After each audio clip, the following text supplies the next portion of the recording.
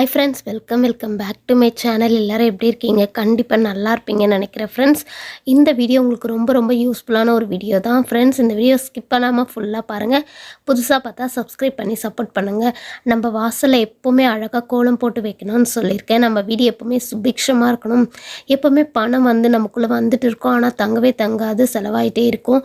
So எப்போவுமே செலவாகிறதுக்கு காரணம் பார்த்திங்கன்னா, அந்த பணம் நம்ம வீட்டிலே தங்கணும்னா லக்ஷ்மி எப்போவுமே அருள் புரியணும், லக்ஷ்மி நம்ம வீட்டிலே இருக்கணும் அப்படின்னு சொல்லுவாங்க.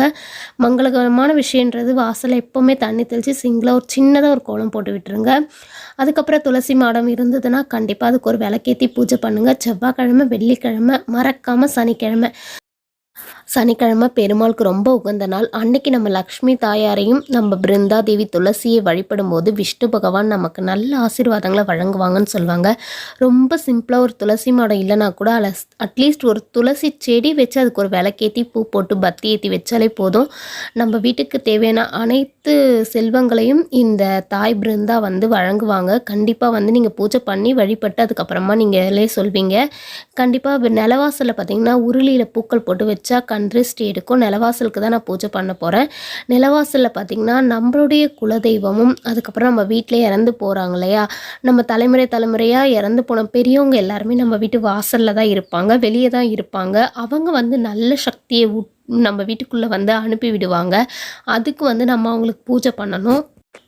வாரம் பார்த்திங்கன்னா கண்டிப்பாக என்னோடய வாசலில் பார்த்திங்கன்னா செவ்வாய்க்கிழமை, வெள்ளிக்கிழமை, கிருத்திகை, அமாவாசை, அதுக்கப்புறம் சனிக்கிழமை இந்த மாதிரி நாட்களில் நம்மளுடைய நிலவாசலில் நல்ல மஞ்சள்லாம் பூசிட்டு அதுக்கப்புறமா குங்குமம், இந்த மஞ்சள் கூட நான் சந்தனம் பன்னீரும் சேர்த்து தான் எப்போவுமே குழச்சி பூசி விடுவேன். அப்போ அந்த மஞ்சள் நல்லா பிடிச்சிட்டு ஒரு 2 டேஸ் 3 டேஸ்க்கு கூட அது கீழெல்லாம் விழாது. அப்படியே நீங்கள் வச்ச அந்த அலங்காரம் அப்படியே இருக்கும். அதுக்கு மேலே நீங்கள் கோலம்லாம் போட்டுட்டு ஒரு லெமனை வாரத்தில் சண்டே இல்லை வியாழக்கிழமை இல்லை வெள்ளிக்கிழமை கூட நீங்கள் லெமன் கட் பண்ணி வைக்கலாம். ஒரு லெமனை கட் பண்ணிங்கன்னா நீங்கள் அதை 1000 தலை பலி கொடுத்ததா சொல்லுவாங்க பெரியவங்க. ஸோ அது போல் நம்ம அந்த ஒரு லெமனை கட் பண்ணி வைக்கும்போது நம்ம வீட்டில் இருக்கிற எல்லா திருஷ்டியும் அது எடுக்கும். அதனால தான் வாசல் எப்போவுமே எலுமிச்சப்பழம், அதுக்கப்புறம் பார்த்திங்கன்னா முக்கியமாக வேப்ப இலை, அதுக்கப்புறம் விளக்கு, பூக்கள் இதை போட்டு நம்ம வாசலை அலங்காரமாக பண்ணி வைக்கணும். அந்த குலதெய்வத்துக்கு நம்ம எந்தளவுக்கு மரியாதை கொடுத்து நிலவாசல் நம்ம பூஜை பண்ணுறோமோ நம்ம வீடும் சுபிக்ஷமாக இருக்கும். நம்ம வீட்டுக்குள்ளே எந்த ஒரு பேட் வைப்ஸும் வராது, எதிரிகளுடைய கண் திருஷ்டியும் உள்ளே வராது. எப்போவுமே பார்த்திங்கன்னா நம்ம நல்லா இருக்கோம் நல்லா இல்லை அதெல்லாம் விட நம்ம வீடு எப்படி இருக்குது, மங்களகரமாக இருக்கா, இவங்க எப்படி இருக்காங்கன்ற அந்த திருஷ்டி ஒன்றே போதும் நம்மளை வாழ விடாமல் பண்ணிடும். ஸோ அதுக்கு தான் சொல்கிறேன், நம்ம வாரத்தில் ஒரு நாள் நீங்கள் உங்ககிட்ட காவி இருந்தால் காவி போட்டு கோலம் போட்டிங்கன்னா வீடு ரொம்ப மங்களகரமாக அழகாக இருக்கும். ஸோ இப்படிலாம் நம்ம வீட்டை வச்சுக்கும் போது தான் நம்ம வீட்டில் வீண் செலவு, விரைய செலவு இதெல்லாம் ஏற்படாமல் நம்ம கும்பிடுற கடவுள் நமக்கு எல்லாத்துலேயுமே காப்பாற்றி தருவாங்க. இப்படி தான் வாரம் நான் என்னோடய வாசப்படியில் இந்த மாதிரி பூக்கள், எலுமிச்சப்பழம் வச்சு வேப்பையில் வச்சு அதுக்கு மேலே தான் நான் லெமன் வச்சுருக்கேன். எப்பவுமே பார்த்திங்கன்னா வெளியே ஃபஸ்ட்டு கோலம் போட்டுட்டு துளசி மாடம் கிட்ட விளக்கேற்றிடுவேன், சாமி கும்பிட்டுருவேன். குளிச்சுட்டு ஃபஸ்ட்டு அதை செஞ்சுடுவேன். அதுக்கப்புறம் நிலவாசலில் எல்லாமே பண்ணிவிட்டு விளக்கேற்றிட்டு தான் உள்ளே போவேன். நிலவாசல் கிட்ட பூஜை பண்ணி சாமி கும்பிட்டு விளக்கேற்றிட்டு உள்ளே போயிட்டு சாமிக்கு எல்லா வேலையும் செஞ்சுட்டு வெளியே ஃபஸ்ட்டு ஆரத்தி காட்டணும், ஊதுவத்தி காட்டணும். அதுதான் ஃபஸ்ட்டு பண்ணணும். காற்று ரொம்ப அதிகமாக இருக்கணும் போது நம்ம உள்ளேருந்து கற்பூரத்தை மட்டும் ஏற்றிட்டு வெளியே காமிச்சிட்டு உள்ளே எடுத்துகிட்டு போய் காட்டலாம். நம்ம ஆகாயத்துக்கும் காட்டணும்னு சொல்லுவாங்க. ஸோ இப்படி தான் பூஜை பண்ணுறேன் ஃப்ரெண்ட்ஸ். இதுதான் உங்கள் கூட நான் ஷேர் பண்ணியிருக்கேன். நம்ம கும்பிடுறோம் இல்லையா அக்னி பகவான், நம்மளுடைய கேஸ் அடுப்பு இதில் சமைச்சு நம்ம ஆரோக்கியமாக சாப்பிட்டு உயிர் வாழ்கிறோம். ரொம்ப நாளைக்கு உயிர் வாழணும், நல்லபடியாக இருக்கணும், நோய் நொடி இல்லாமல் இருக்கணும். அதுக்கு நம்ம இந்த அக்னி பகவானை பிரார்த்திக்கணும். நம்ம ஏதோ ஒரு தவறு தெரியாமல் செஞ்சால் கூட அது மூலயமா நமக்கு எதுவும் வந்துடக்கூடாதுன்னு தான் இதை நம்ம பிரார்த்தனை பண்ணிக்கிறோம்.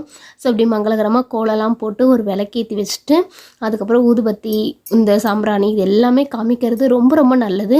ஒரு வாரமும் நம்ம அன்னபூரணி தாயாருக்கும் ஒரு கோலம் போட்டு பூக்கள் வச்சு ஒரு விளக்கேற்றி அவங்கள வழிபடும் போது அவங்களுக்கும் நம்ம என்றைக்கும் அன்னத்துக்கும் குறையாமல், சாப்பாட்டுக்கு குறையாமல், எந்த ஒரு பொருளுக்கும் குறையில்லாமல் நம்ம வீட்டில் எப்போவுமே அரிசி, பருப்பு, புளி, தானிய வகைகள் எல்லாமே நிறைஞ்சி இருக்கும். அதுக்கு தான் நம்ம அன்னபூரணியும் வாரம் வெள்ளிக்கிழமையில் அவங்கள வழிபடுறது ரொம்ப நல்லது.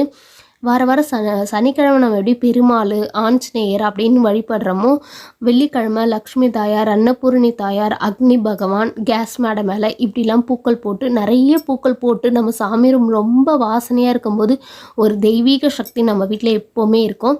வார வாரம் நான் கண்டிப்பாக வேப்பலை எடுத்துகிட்டு வந்து கண்டிப்பாக சாமிக்கிட்ட வச்சுருவேன். அதேமாரி பூக்கள் டெய்லியுமே பூக்கள் மாற்றி போடுறது ரொம்ப ரொம்ப நல்லது. இந்த கப் சாம்பிராணி ஒன்று வாங்கி வச்சு ஏற்றிக்கோங்க. உங்களால் கொட்டாங்குச்சி வச்சு சாம்பிராணி போட முடியலை அப்படின்றவங்க இந்த மாதிரி கப் சாம்பிராணி ஒன்று ஏற்றுனீங்கன்னா வீடு ஃபுல்லாக நல்ல நறுமணமாக இருக்கும். வீட்டுக்குள்ளே வந்து அந்த பேட் ஸ்மெல்லுன்ற ஒரு விஷயம் வரவே கூடாது. அது இருக்கும்போது நம்ம துணிலாம் கூட ரொம்ப நாள் வந்து ஈரப்பதமாகவே வச்சோம்னா ஒரு மாதிரி பேட் ஸ்மெல் வரும். அந்த மாதிரி எங்கெல்லாம் பேட் ஸ்மெல் வந்து இருக்கோ அங்கே வந்து கெட்ட சக்தி வர்றதுக்கான வாய்ப்பு அதிகம். அதனால தான் சொல்கிறேன். இல்லாமல் கொசு, பூச்சிகள் இதெல்லாம் கூட நிறைய வரும். அதனால் அதெல்லாம் இருக்கக்கூடாதுன்னு தான் நம்ம வீட்டில் வார வாரம் இந்த மாதிரி சாம்பிராணி போட்டு தூபம்லாம் காமிக்கும் போது நல்ல ஒரு நறுமணமாக இருக்கும். வீடும் தெய்வீக சக்தி நிறைஞ்சிருக்கும். வீட்டில் வீண் செலவு அதெல்லாம் வந்து குறையும். கடன் பிரச்சனை எல்லாம் கொஞ்சம் கொஞ்சமாக நமக்கு சரியாயிடும். நமக்கு ஏதாவது உடம்பு சரியில்லை, உடல் உபாதைகள் இருந்தால் அதுவும் கொஞ்சம் கொஞ்சமாக சரியாகும். நம்ம எந்தளவுக்கு கடவுள் மேலே அன்பும் அவங்க மேலே நம்பிக்கை வச்சு நம்ம ப்ரே பண்ணுறோன்னா அந்த ப்ரேயர் கண்டிப்பாக ஒரு நாளைக்கு நமக்கு நல்லதை தான் செய்யும். பொறுமையாக செய்யும். எதுலேயுமே அவசரப்படாமல் ஒரு விஷயத்தை கண்டினியூவாக நம்ம செய்யணும். அதுக்கான பலன் நமக்கு கண்டிப்பாக கிடைக்கும். ஒரு வாரமும் நான் இப்படி தான் பூஜை பண்ணுறேன். நிலவாசலில் இப்படி தான் வச்சுப்பேன். வார வாரம் அன்னபூரணி அம்மனுக்கு இப்படி தான் வழிபடுவேன். அக்னி பகவானையும் இப்படி தான் வழிபடுவேன். அதேமாரி என்னுடைய பூஜை ரூம் ரொம்ப சிம்பிளாக சின்னதாக இருக்கும். நிறைய பொருட்கள் இல்லைனாலும் இருக்கிறத வச்சு நான் நல்லபடியாக சாமி கும்பிடுவேன். ஸோ ஆடம்பரமாக வாழணும், ஆடம்பரமாக செய்யணும்னு நினைக்கவே மாட்டேன். என்கிட்ட என்ன பூக்கள் இருக்கோ என்ன இருக்கோ வெளியே இருந்து பறிச்சுட்டு வந்து போட்டு ஒரு மஞ்சள் தண்ணி பானகம் வச்சு நம்ம சாமி கும்பிட்டாலே போதும். அதுவே கொடான கோடி நம்ம படையல் செஞ்சு படைச்சதுக்கு சமம்னு சொல்லுவாங்க. என்கிட்ட கற்கண்டு என்ன நைவேத்தியம் இருக்கோ அதை தான் நான் சாமிக்கு வைப்பேன். மறக்காமல் துளசி தீர்த்தம் 2 ஏலக்காய் போட்டு பச்சை கற்பூரம் போட்டு வச்சுருவேன். இதுவே சாமிக்கு நம்ம கொடுக்குற மிகப்பெரிய ஒரு பிரசாதம். இது திராட்சை இருந்தால் திராட்சை கூட நம்ம வைக்கலாம். குழந்தைங்களுக்கு வந்தால் நான் ஸ்கூல் விட்டு வந்தோன்னே கொடுத்துருவேன். எப்போவுமே மங்களகரமாக நான் வச்சுக்குவேன். 5 தீபமாக ஏற்றிடுவேன் விளக்கு. அப்படி இல்லைன்னா 3 தீபம் விளக்கு ஏற்றி வைப்பேன். நிறைய பூஜை பாத்திரம் எடுத்து வச்சு நம்ம சாமி கும்பிடணுன்னே இல்லை. இருக்கிறத வச்சு சிம்பிளாக கும்பிடலாம். என்றைக்கு யாருக்கு விசேஷம், இப்போ பெருமாளுக்கு சனிக்கிழமை விசேஷம், ஏகாதேசி அப்படின்னும் போது பெருமாள் ஃபோட்டோ வச்சு அவருக்கு மாலை கட்டி போட்டு 2 விளக்கேற்றி அவருக்கு பானகம் ரொம்ப பிடிச்ச பானகம் போட்டு பச்சை கற்பூரம் துளசி போட்டு பானகம் வச்சு அவருக்காக வெத்தலை பாக்கு பழம் வச்சு நான் சாமி சிம்பிளாக கும்பிட்டேன். அதே போல் ஒரு வாரம் வந்து கிருத்திகை முருகருக்கு ஸ்பெஷல்னால் முருகருக்கு எப்படி கும்பிடணுமோ கிருத்திகை டைம் மட்டும் நான் முருகருக்கு ஸ்பெஷலாக சாமி கும்பிடுவேன்.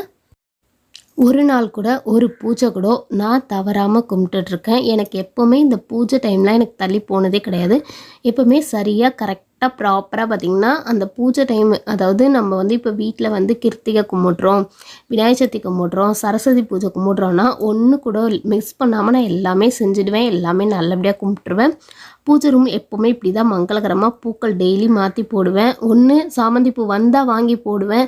சாமந்தி பூ இல்லை அப்படின்னா செம்பருத்தி, அரளிப்பூ இதெல்லாம் சாமிக்காக நம்ம செடியில் வைக்கிற பூ தான்.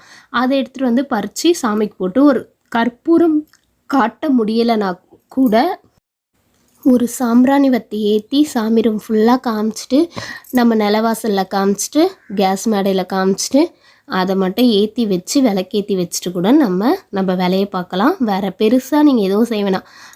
வாரம் சிம்பிளாக இப்படி ஒரு பூஜை பண்ணாலே நீங்கள் கோயிலுக்கு போயிட்டு வந்த அனைத்து புண்ணியமும் உங்களுக்கு கிடைக்கும். ஸோ நான் இப்படி தான் பூஜை பண்ணி வழிபடுறேன். என்கிட்ட இருக்கிற பூஜை பொருட்களும் இவ்வளோ தான்.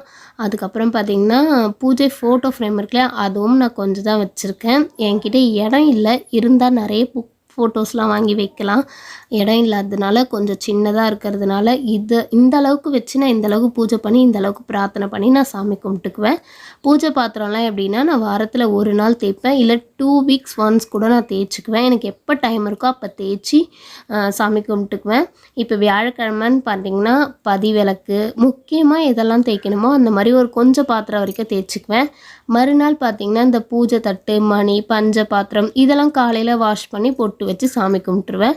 என்னோட டைமுக்கு ஏற்ற மாதிரி நான் செஞ்சு சாமி கும்பிடுவேன்.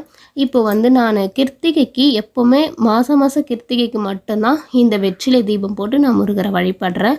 வெற்றிலை தீபம்ன்றது வெற்றியை நமக்கு எப்போவுமே அள்ளி கொடுக்கும். அது இல்லாமல் வெற்றிலை தீபம் முருகருக்கு போட்டு வழிபட்டால் நம்மளுடைய கடன் தீரும்னு சொல்லுவாங்க. அது மட்டும் இல்லை, நம்ம ஒரு புதுசாக ஒரு வீடு வாங்கணும், நீங்கள் எந்த வேண்டுதல் வேணால் வச்சு வெற்றிலை தீபம் போடலாம். இருக்கிற வீட்டில் வந்து நம்ம லோன் போட்டு நம்ம வீடு வாங்கியிருக்கோன்னா அந்த கடன்லாம் சீக்கிரமாக அடைஞ்சிடணும் அப்படின்னு சொல்லிக்கூட நீங்கள் வேண்டிக்கலாம். உங்களுக்கு என்ன மாதிரி பிரார்த்தனை இருக்கோ அந்த பிரார்த்தனையை வெற்றிலை தீபம் போட்டால் கரெக்டாக 6 வாரம் போடணும்னு சொல்லுவாங்க. அப்படி 6 வாரம் எங்களால் போட முடியாது, ஒரு சின்ன தடுங்கல் வரும் அப்படின்னு நீங்கள் நினச்சிங்கன்னா, இதை போல் நான் நினச்சதுனால தான் கிருத்திகைக்கு நான் முருகருக்கு வெற்றிலை தீபம் போட்டு வழிபட்டுட்டு இருக்கேன். லாஸ்ட் கிருத்திகைக்கு நான் அப்படி தான் கும்பிட்டேன். இந்த கிருத்திகைக்கும் நான் அவருக்கு பிடிச்ச அரளிப்பூ போட்டு பஞ்ச பாத்திரத்தில் வந்து தீர்த்தத்தில் வந்து துளசி தீர்த்தம் அதெல்லாம் வச்சு அவருக்கு வந்து பாதாம் தான் வச்சேன் நான் அன்றைக்கி. ஸோ இப்படி சிம்பிளாக தான் நான் சாமி கும்பிட்டேன். அவருக்கு தீபம் தூபம் ஆரத்திலாம் காமிச்சு பூக்கள் போட்டு வீட்டில் பால் இருந்தது, அதை நான் கொஞ்ச நேரம் கழித்து தான் காய்ச்சி வைக்கலாம் அப்படின்ட்டு. ஏன்னா டைம் ஆகிடுச்சி. ஸோ அதுக்குள்ளே டைமுக்குள்ளே சாமி கும்பிட்டுலாமேன்னு இருக்கிற பிரசாதம் மட்டும் வச்சு சாமிலாம் கும்பிட்டேன். ஸோ முருகரை வழிபடும் போது நான் இப்படி தான் வழிபடுவேன். நான் ஏன் முருகர் ஃபோட்டோவை தனியாக எடுத்து வச்சு வழிபடுறேன்னு கேட்டிங்கன்னா, ஆல்ரெடி பூஜை ரூம் ரொம்ப சின்னதாக இருக்கும். ஸோ என்னோடய அடுப்பு மேடை க்ளீனாக இருக்கிறதுனால அங்கே தொடச்சிட்டு கோலம் போட்டு மாக்கோலம் போட்டு அவருக்கு வெத்தலை வச்சு அதில் 6 தீபம் வச்சு அவருடைய ஃபோட்டோக்கு முன்னாடி ஏற்றணும் அப்படின்னு தான். ஸோ இங்கே கீழேயும் எனக்கு இடம் இல்லை. பெருமாளை வச்சு நான் சாட்டர்டே கும்பிட்டேன். சண்டேவே கிருத்திகை வந்துடுச்சு. அதனால் சரி பெருமாளை எடுத்து உடனே வைக்க வேணாமே சொல்லிவிட்டு அவர் கீழே கோலம் போட்டு அவருக்கும் 2 விளக்கேற்றி அவரையும் நான் சாமி கும்பிட்டேன். இப்படிலாம் நம்ம பூஜை பண்ணுறது எதனால் கேட்டிங்கன்னா, நம்ம மனசுக்கு ஒரு திருப்தியாக இருக்கும். நம்ம வந்து வடை பாயசம்னு ஒரு வாட்டியும் நான் செஞ்சு படையல் போட்டு சாமி கும்பிட்டதை நிறைய வீடியோவில் காமிச்சிருக்கேன். இப்போ வந்து பசங்களுக்கு ஸ்கூல் லீவு, அது இல்லாமல் ஹஸ்பண்ட் ஊருக்கு போயிருக்காங்க. ஸோ எல்லாருமே வந்து இருந்து ஒன்றா படையல் போட்டு சாமி கும்பிட்றது தான் எனக்கு வந்து பிடிக்கும். இப்போ நம்ம வீட்டில் யாராவது வெளியே போயிருக்காங்க, ஊருக்கு போயிருக்காங்க அப்படின்ற டைமில் எனக்கு இலை போட்டு சாமி கும்பிட்றதுல விருப்பம் கிடையாது. எல்லாரும் சேர்ந்து சாமி கும்பிட்ணுன்னு நினைப்போம். அப்படி இருக்கிற டைம் எங்கள் வீட்டுக்காரெலாம் இருந்தாங்கன்னா கண்டிப்பாக எல்லாரும் சேர்ந்து ஒன்றா நல்லா சமைச்சு படையல் போட்டு சாமி கும்பிடுவோம். இல்லைன்னா சிம்பிளாக சாமி கும்பிட்டுறலாம். இதுதான் நான் ஃபாலோ பண்ணிகிட்ருக்கேன்.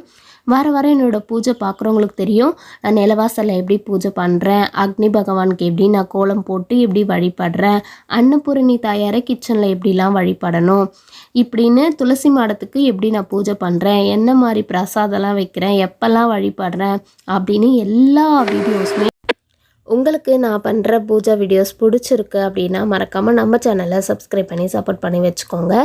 நான் இதெல்லாம் பார்த்திங்கன்னா சின்ன வயசுலேருந்து அம்மா பூஜை பண்ணுவாங்க இல்லையா, அதெல்லாம் பார்த்து எனக்குமே நிறைய ப்ராக்டிஸ் வந்துச்சு. ஸோ சின்ன வயசுலேயே நான் பூஜைலாம் பண்ணோன்னா இன்ட்ரெஸ்டிங்காக கோலம் போடுவேன், மஞ்சள் குங்குமம்லாம் வாசலில் வச்சு அழகாக டெக்கரேட் பண்ணுவேன். இந்த உருளியில் பூ போட்டு அழகழகாக டெக்கரேட் பண்ணுறதுனா எனக்கு ரொம்ப பிடிக்கும்.